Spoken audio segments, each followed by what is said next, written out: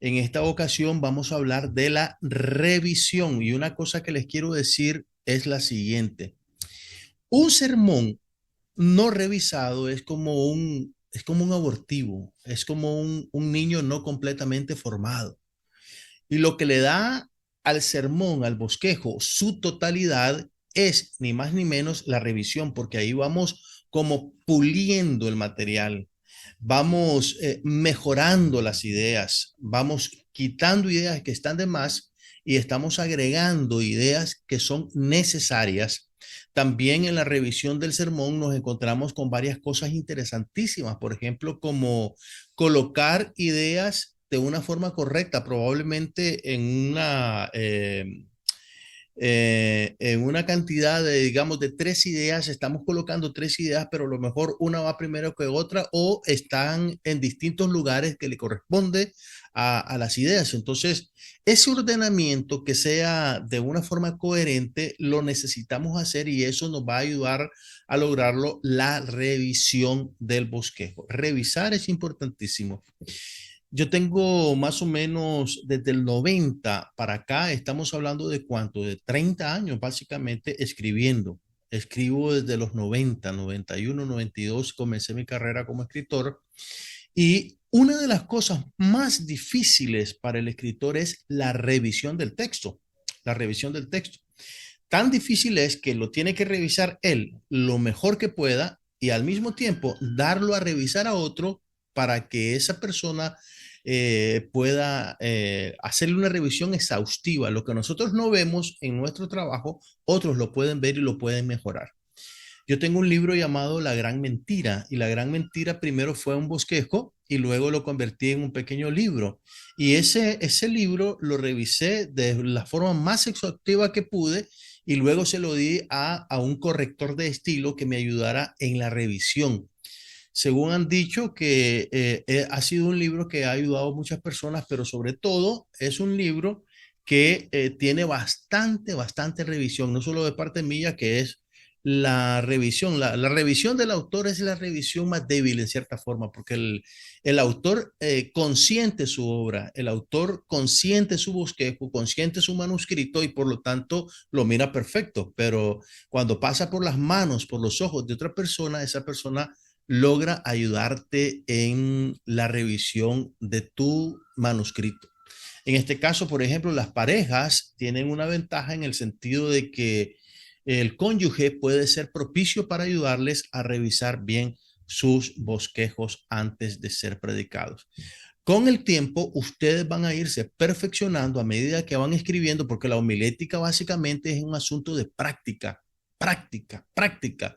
Mientras más practiquen, más capacidad tendrán de redactar y sermones que estén estructuralmente bien hechos. Entonces, vamos a lo siguiente. La primera idea comienza de esta forma. Lo primero que vamos a hacer es evitar escribir el sermón pocas horas antes de predicarlo. Es lo primero que vamos a hacer. No hagamos eso. Necesitamos darle a la preparación del sermón el suficiente tiempo para poder investigarlo, redactarlo, corregirlo, etcétera. Lo primero que tenemos que hacer entonces es comenzar a organizar nuestro bosquejo con suficiente tiempo de anticipación. Y aunque esto directamente no entra en el campo de la revisión propiamente dicho, sí es un paso esencial para que el sermón quede bien estructurado, bien hecho, y voy a darles algunas razones de por qué. ¿Qué puede predicar de bueno una persona que prepara un bosquejo una noche antes y a la mañana siguiente tiene que predicar? Esa persona no ha ni ingerido ni digerido las ideas de su sermón, a menos que sean ideas que ya las tiene ahí bien digeridas la persona que ha escrito el bosquejo. Entonces, lo primero es que le demos suficiente tiempo y les voy a dar varias razones.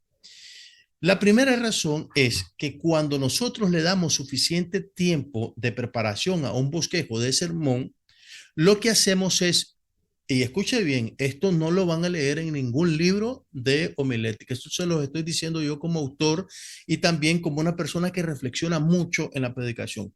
Cuando ustedes deciden predicar específicamente un tema para la audiencia, su mente queda abierta a percibir todas las ideas que estén relacionadas con su sermón. ¿Me doy a entender? La mente de ustedes queda abierta a percibir toda idea que esté relacionada con su sermón. Esto es como el sistema reticular ascendente que tiene el cerebro. El cerebro tiene un sistema reticular ascendente.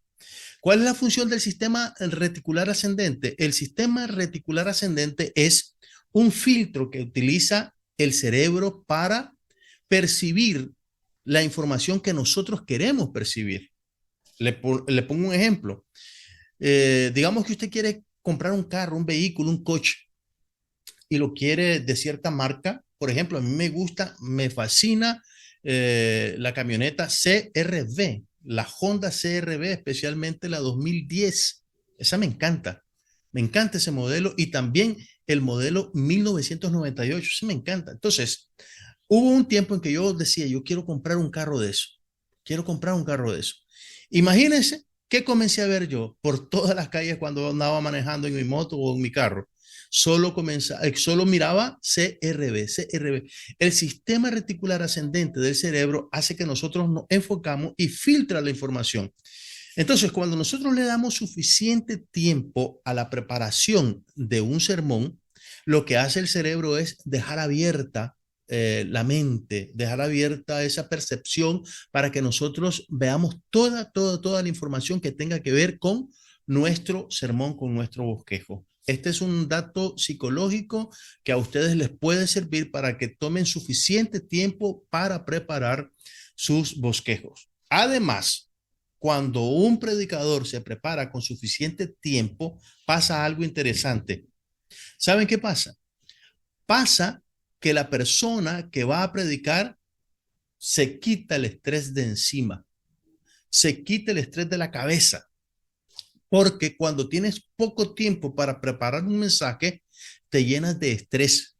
El estrés es bueno porque es un sistema que tiene nuestra mente, nuestro cerebro para poder cumplir con ciertas obligaciones. Imagínense si no tuviéramos estrés, diríamos, mañana hay tiempo para hacerlo y tal vez es algo urgente. Entonces, el Señor es sabio en el diseño que nos hizo y en cierta forma necesitamos estresarnos para cumplir con las cosas que tenemos que cumplir, pero el estrés cuando es abundante, cuando va más allá de su límite, tenemos demasiado estrés, demasiado cortisol, lo que pasa es que nos llenamos de ansiedad.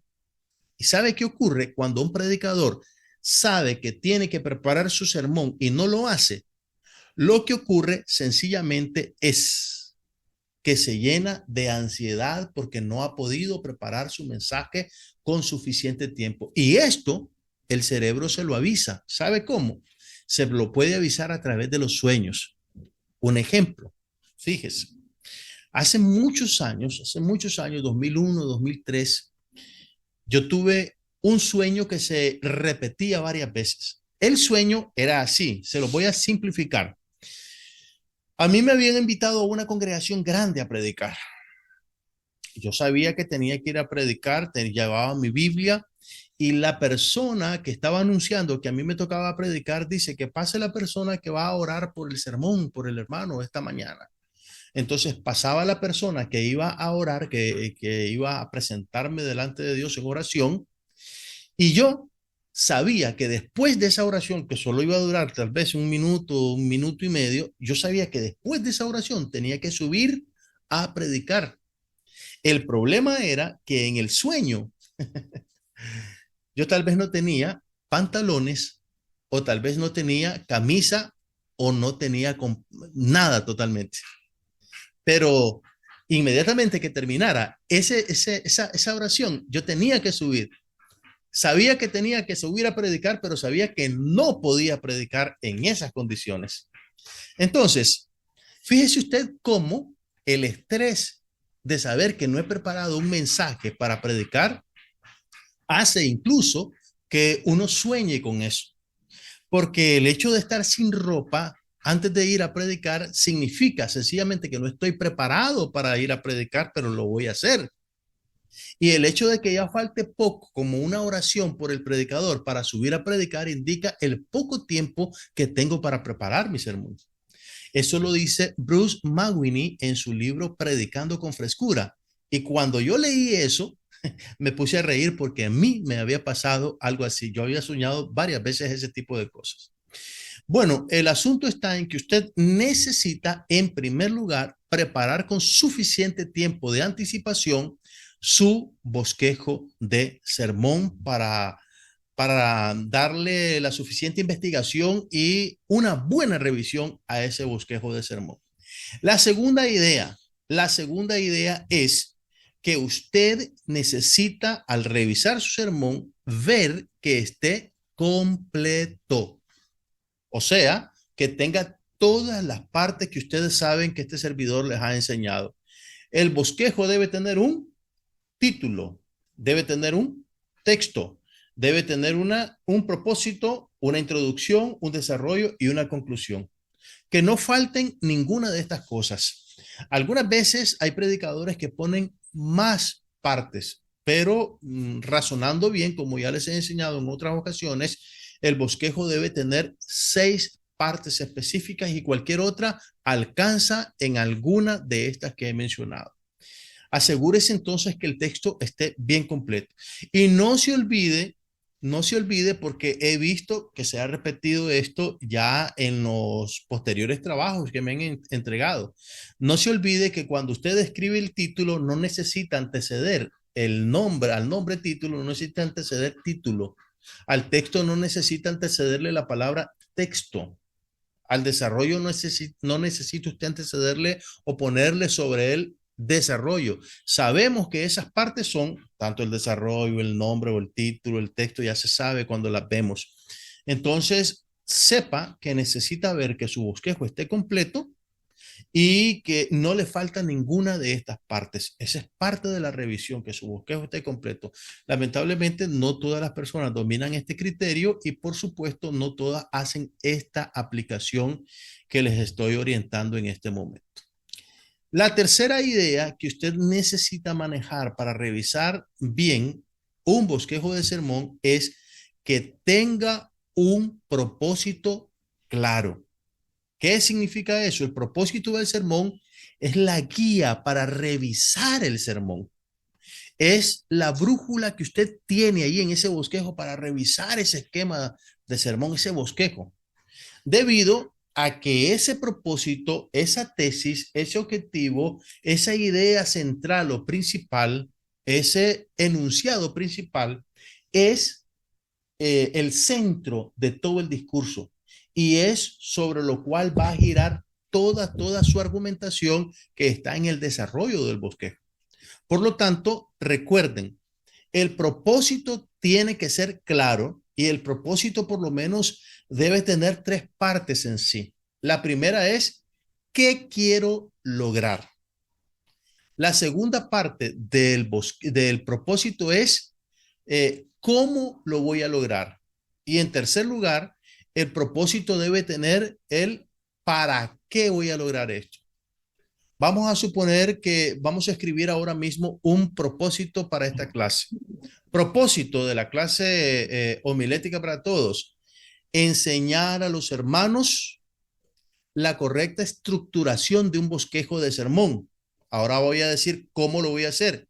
Mediante charlas semanales, asignación de tareas y participación en clases. Eso es cómo voy a enseñarles esto que quiero.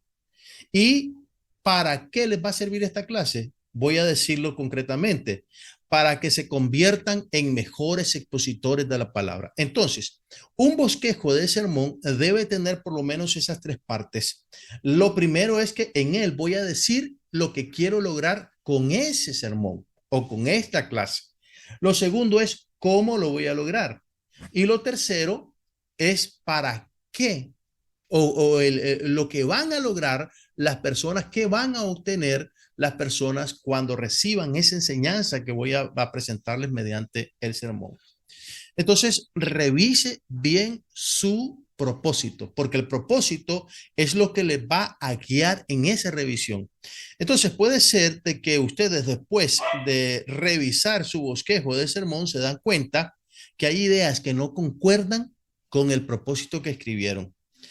Todas las clases, las asignaciones que les he presentado en esta breve clase de homilética, todas van persiguiendo ese objetivo, que ustedes se conviertan en buenos redactores de bosquejos de sermón. Esa es la finalidad que yo tengo.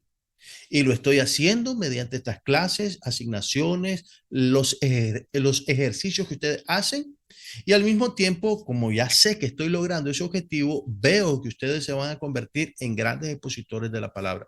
Esa es la tercera recomendación y probablemente una de las más importantes, porque alrededor de este objetivo, propósito o tesis es que gira toda la argumentación de su bosquejo de sermón. Si alguien tiene alguna pregunta hasta el momento, puede hacerla. Ok, sigamos. La cuarta idea para revisar bien el bosquejo de sermón es que usted necesita leer sus puntos principales. ¿Cuáles son los puntos principales? Alguien que encienda su micrófono y me participe, por favor. Los puntos principales, descríbamelos.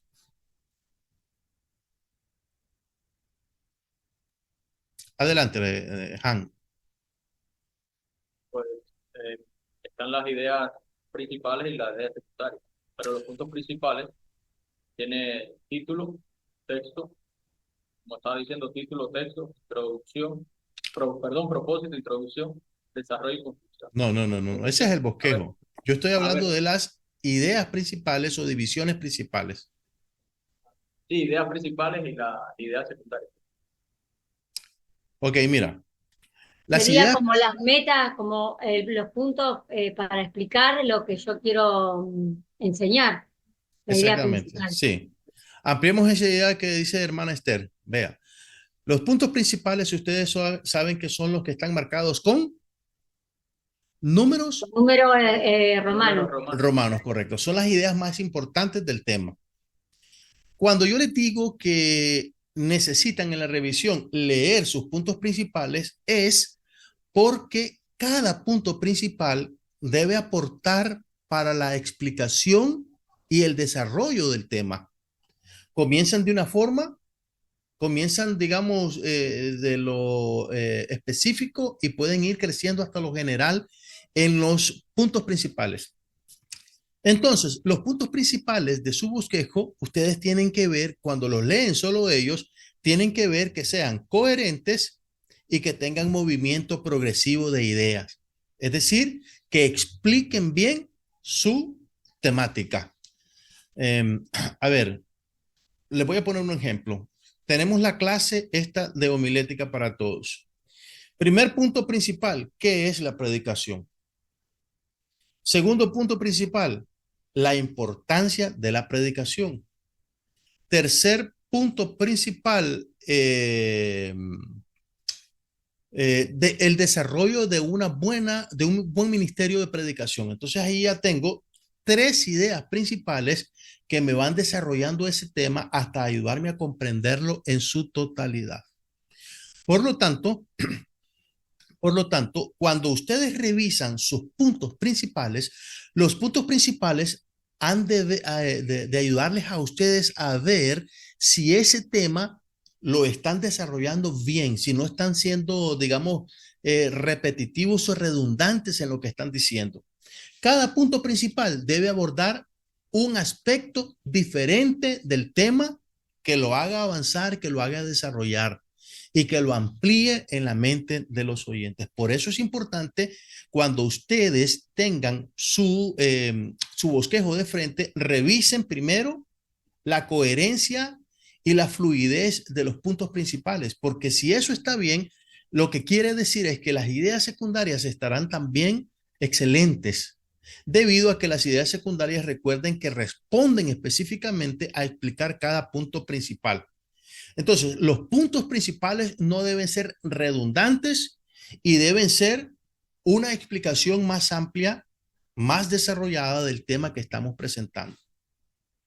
Esta es la cuarta idea para que podamos hacer una buena revisión de nuestro bosquejo. La quinta idea que les voy a proporcionar es la organización apropiada de las ideas secundarias o ideas principales que ustedes tienen. Porque fíjese, no sé si se acuerdan que la otra vez, el miércoles pasado que estábamos redactando un bosquejo de sermón, hubo una idea que era, la pusimos como C y en realidad tuvimos que pasarla a la parte A. No sé si ustedes se acuerdan de eso, movimos las ideas porque dijimos, lo primero que nosotros vamos a pasar acá es que vamos a ser juzgados si estamos criticando a la gente.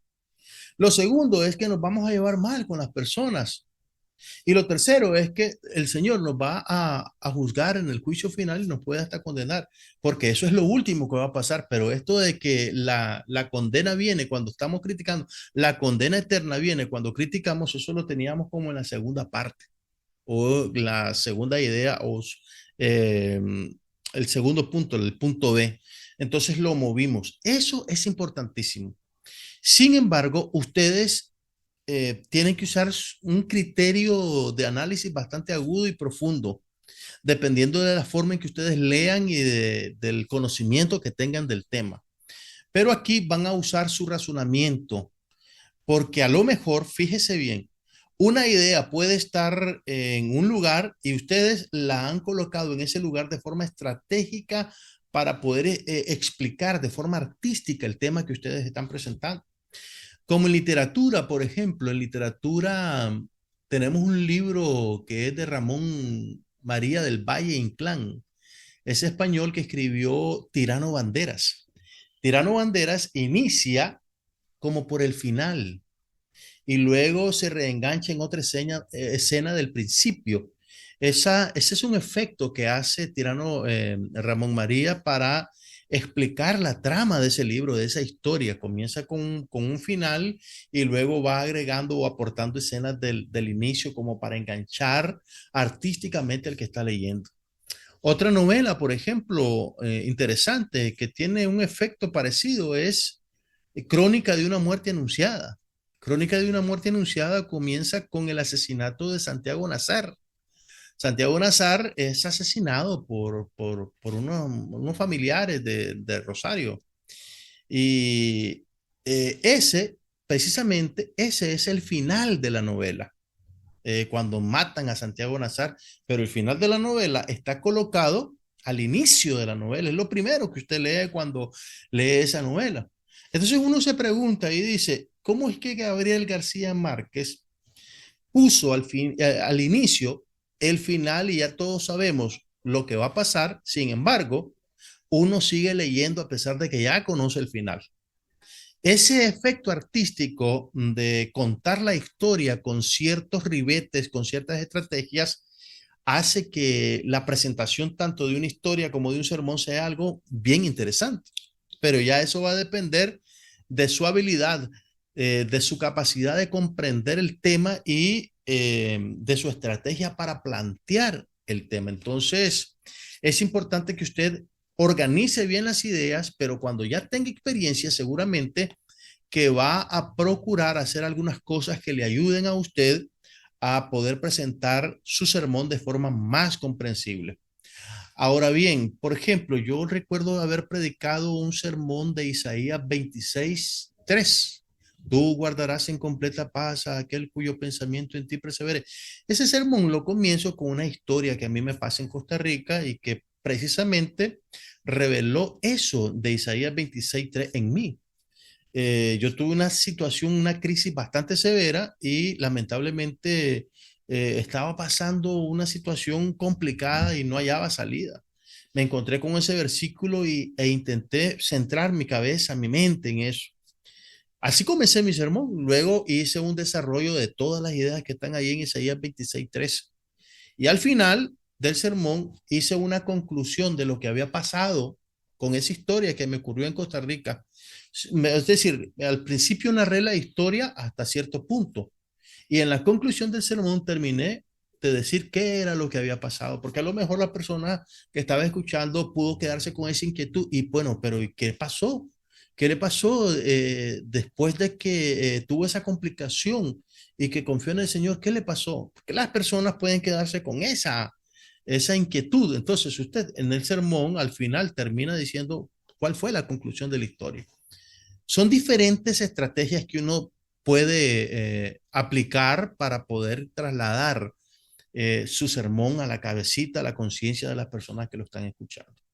Entonces, la organización de las ideas, usted tiene que revisarla que sea coherente, pero cuando usted tenga más práctica en la redacción y presentación de sermones, lo más seguro es que va a implementar algunas estrategias artísticas casi para presentar su tema. Si alguien tiene alguna pregunta hasta el momento, por favor. Y la sexta idea es, esto es muy importante, fíjese bien, es muy importante esto que le voy a decir. La sexta y última idea es, usted debe evitar a toda costa que su sermón, su bosquejo esté saturado de ideas. Evite que su bosquejo esté saturado de ideas. Por eso es que yo les digo, en homilética existen 4 símbolos para simbolizar jerárquicamente las ideas que tenemos ahí escritas. Número romano, letra mayúscula, número arábigo y letra minúscula. Yo no recomiendo llegar hasta esa letra minúscula. ¿Por qué? Porque me está diciendo que le estoy aportando, agregando al bosquejo detalles y detalles y detalles y más detalles. Trate de que su bosquejo, su sermón no quede demasiado detallado, porque entonces usted puede perder a las personas en un mar de palabras, de ideas que al final no terminaron completamente de ingerirlas y digerirlas las personas que están escuchándole. Entonces, esta es una sugerencia muy cariñosa. Procure hacer sermones, bosquejos de sermones sencillos con ideas claras una tras otra. En este caso, por ejemplo, la primera idea que les presenté acá es que usted necesita preparar su bosquejo con suficiente tiempo de anticipación para una buena revisión. La segunda idea es que usted debe tener el bosquejo completo en sus partes. Recuerden, el bosquejo tiene 3 secciones: introducción, desarrollo y conclusión, pero también tiene 6 partes. 3 secciones, introducción, desarrollo y conclusión, y 6 partes. En la introducción va el título, el texto, el propósito y la introducción. Estas 4 partes están en esa sección que anteriormente nosotros llamamos introducción. Luego el desarrollo y la conclusión. Entonces, ustedes asegúrense que su bosquejo esté completo. La tercera idea, establecer un propósito claro en su temática a predicar. Cuarto, lea los puntos principales que sean coherentes, fluidos y que desarrollen el tema que usted quiere exponer. 5, organice bien las ideas y con la práctica usted podrá organizar artísticamente su bosquejo. Y sexto, evite saturar con demasiadas ideas su bosquejo, porque eso le va a perjudicar a usted en la presentación de su sermón, debido a que cuando una persona está diciendo demasiadas cosas, termina incluso hasta por perderse. A mí me pasa, por ejemplo, a mí me pasa mucho y quizás ustedes no lo notan, pero a mí me pasa, por ejemplo, que les estoy explicando un punto y luego trato de abordar un asunto relacionado y en mi cabeza estoy diciendo en qué estaba, qué era lo que estaba diciendo, cuál es el punto que estaba abordando. Incluso para usted mismo puede ser perjudicial tener demasiados detalles en el bosquejo de su sermón. Recuerden que estas ideas buscan mejorar la calidad de nuestras exposiciones y glorificar al Señor. Entonces, con los bosquejos que ustedes ya han realizado, que es el bosquejo que les di hacer al inicio, seguro que ya lo han trabajado lo suficiente, vayan, hagan esta revisión, miren que no tenga demasiadas ideas, que las ideas estén bien colocadas, lea los puntos principales, vea cómo está ese propósito específico que usted ha redactado en ese bosquejo del sermón. Mire que ese propósito entonces esté bien claro, asegúrese que tenga todas sus partes completas y lógicamente, gracias a Dios, usted le ha dado suficiente tiempo a la creación de ese bosquejo de sermón.